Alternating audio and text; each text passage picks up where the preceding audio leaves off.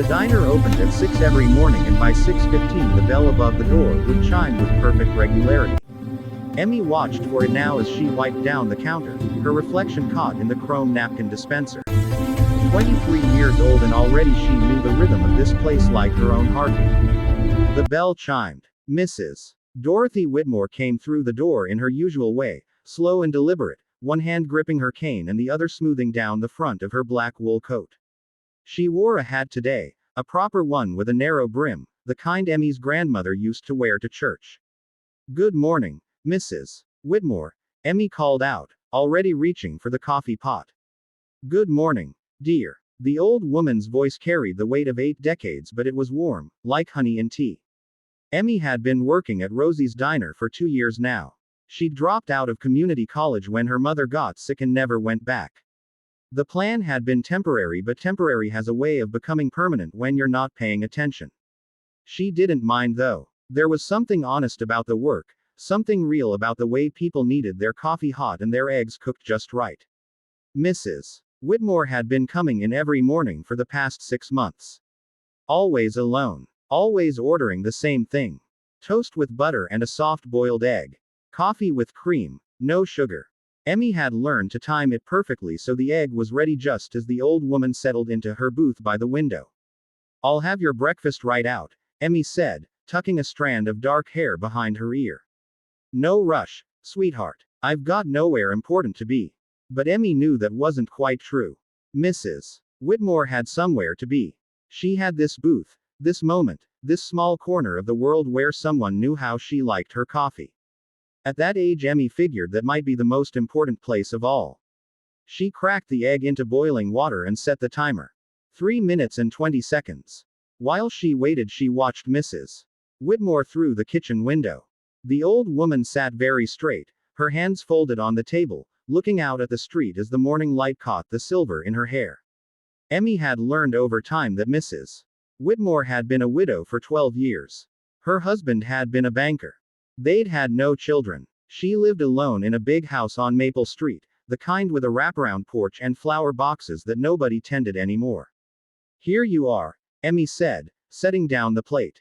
The toast was cut diagonal, just the way Mrs. Whitmore preferred. The egg sat in a small cup, cooked to perfection. You're an angel, Mrs. Whitmore said, and something in her eyes looked far away. Emmy poured the coffee and sat down across from her. It was slow this morning and her manager Tom was in the back doing inventory. He wouldn't mind. How are you feeling today? Emmy asked. Mrs. Whitmore smiled, a small sad thing. Old, dear. I'm feeling old. You don't look a day over 70. Flatterer. But she was pleased. You remind me of someone I used to know. A girl I worked with many years ago. She had your kindness. Emmy didn't know what to say to that, so she just smiled and squeezed the old woman's hand. It felt like paper and bird bones, delicate and precious. This became their routine. Every morning at 6:15.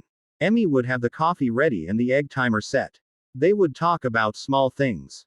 The weather. The news. Books they were reading. Mrs. Whitmore was sharp as a tack, her mind clear even as her body slowly failed her. She had opinions about everything and wasn't afraid to share them. That mayor is a fool, she'd say, shaking her head over the newspaper. Or, this coffee is perfection, Emmy.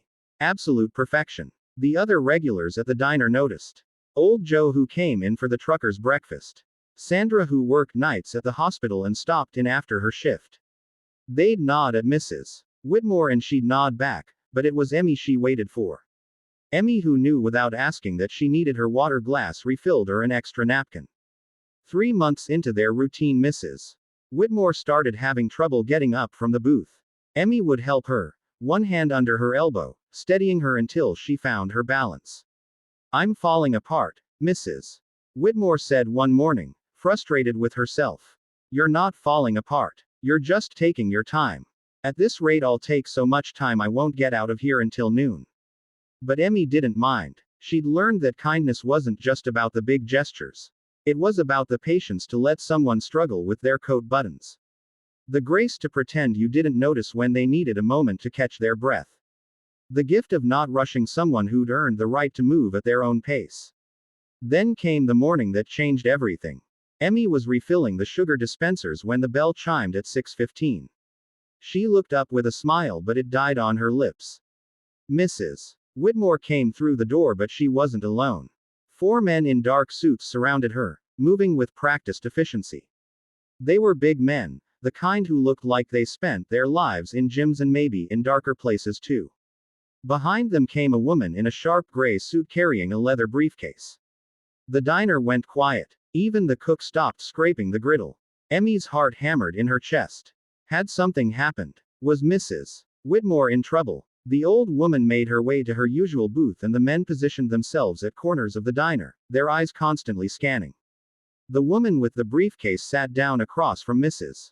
Whitmore. Emmy approached slowly, coffee pot in hand, trying to keep her expression neutral even though her mind was racing through possibilities. None of them were good.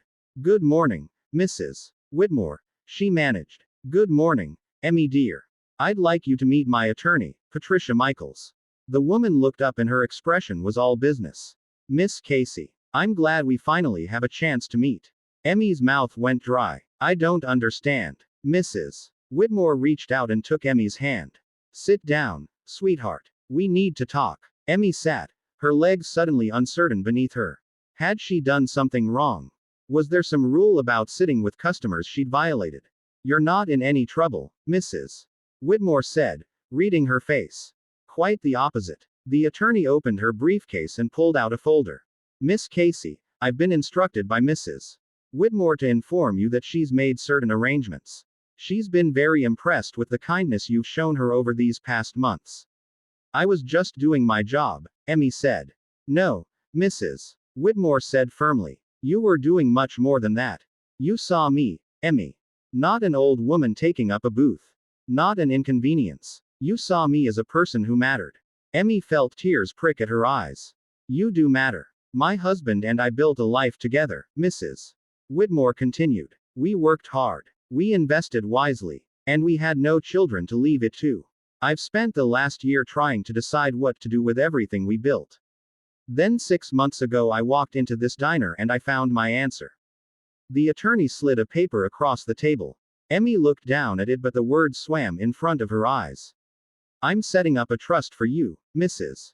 Whitmore said. It will pay for you to finish your education. Whatever you want to study. And when you're done there will be enough to help you start whatever life you choose. Emmy couldn't breathe. Mrs. Whitmore, I can't accept this. Yes you can. Because I'm a stubborn old woman and I've already signed the papers. But why? I didn't do anything special. Mrs. Whitmore's eyes filled with tears. You gave me a reason to get up in the morning. You gave me a place where I mattered. These last months sitting in this booth, talking with you, they've been the happiest I've had since my Henry died.